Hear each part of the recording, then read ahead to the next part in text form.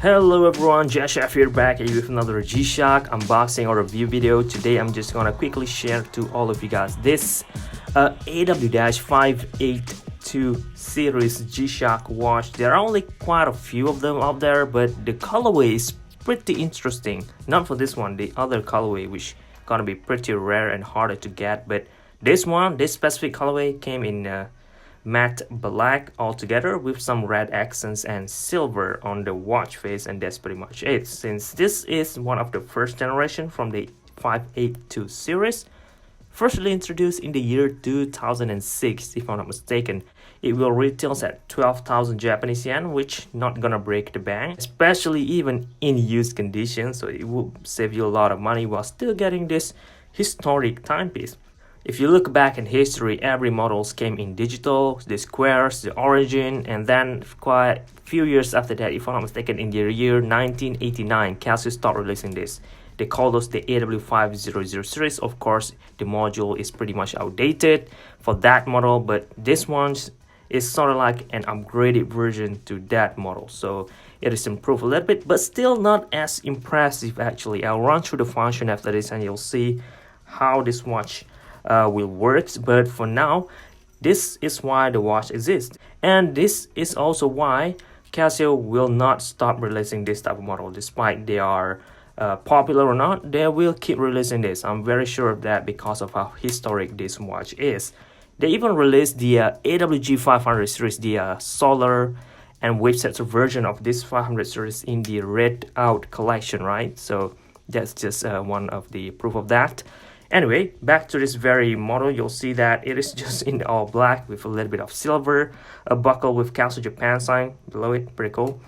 And the backplate is also came in hairline finish, silver stainless steel backplate with 4737 module. And you'll have an AW-582 reference number, stainless steel back, Japan movement, Y, kids in Thailand, water resistant to 20 bar and shock absorbing structure as well.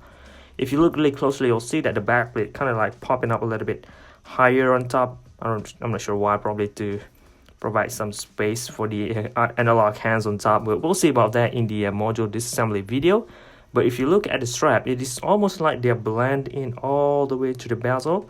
It is almost like it is a singular piece, despite it is not. It is a separate piece. The bezel is different thing, the watch strap is a different thing. They are only locked with the usual spring bar down there. And since the watch sort of like built to be pointing downwards, the fitting is incredibly good. If you have a skinny wrist, this is, I would say this one of the watch that will fit you the best. It almost feels like when you're wearing a baby G, where the straps will fit you just nice. There are no extended tongue on the side.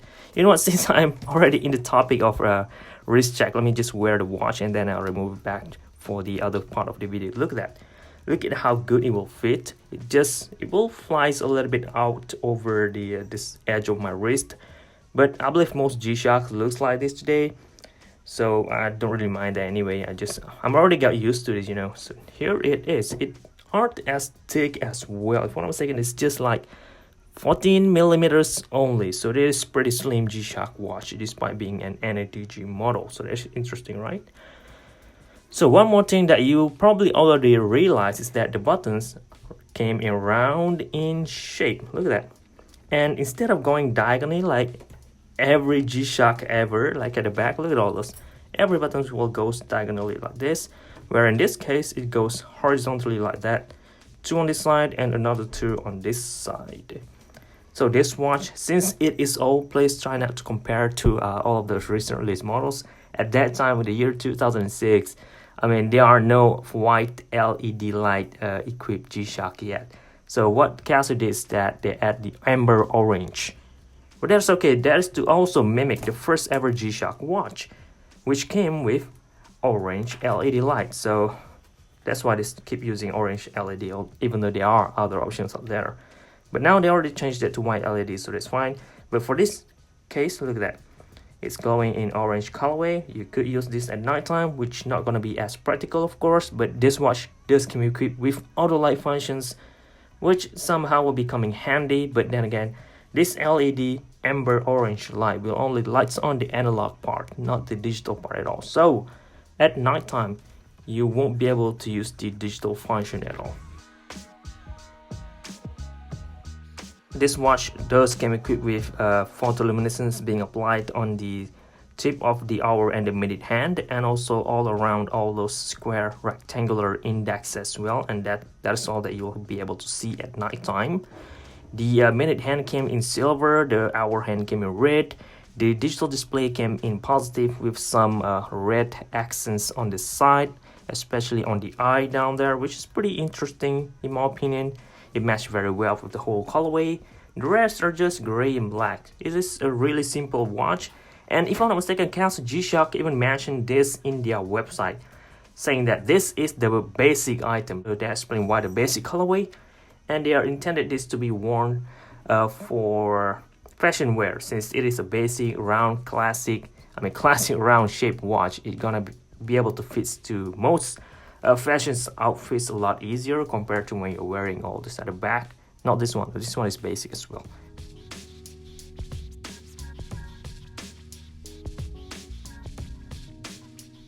Anyway, let's go back to this watch and have a look what else that this watch could do for you. Alright, let's zoom in there. Okay, the home timekeeping, as you can see, you'll have hour, minute in analog and seconds counter over there, and graphics animation on the side. Day display, you could swap those to date display or digital time display instead. Next mode will be the world time functions. This watch have 27 cities and 29 time zones registered in here. And of course, countdown timer to only 60 minutes, nothing else. And next is a stopwatch with split time with also a range of 60 minutes. What interesting is that the way the animation works, it will go from this side on top and fills on this side. So 1/100, 1/10.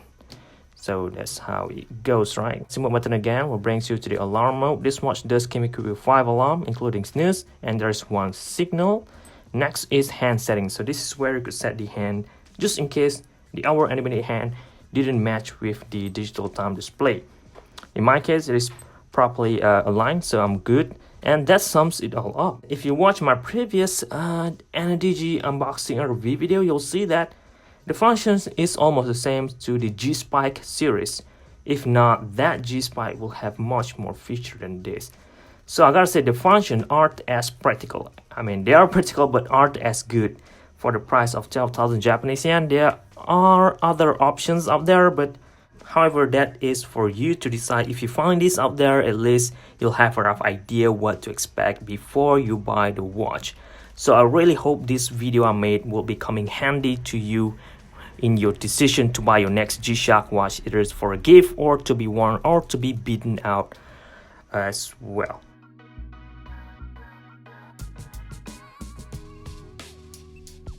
If you want to see me unbox more and more Casio G-Shock watch high-end models or even low-end models on the channel, you could help me purchasing them a little bit more quicker by donating to my Patreon page. It will help me a lot, or just buy any one of my merchandise and you will be able to directly help me as well.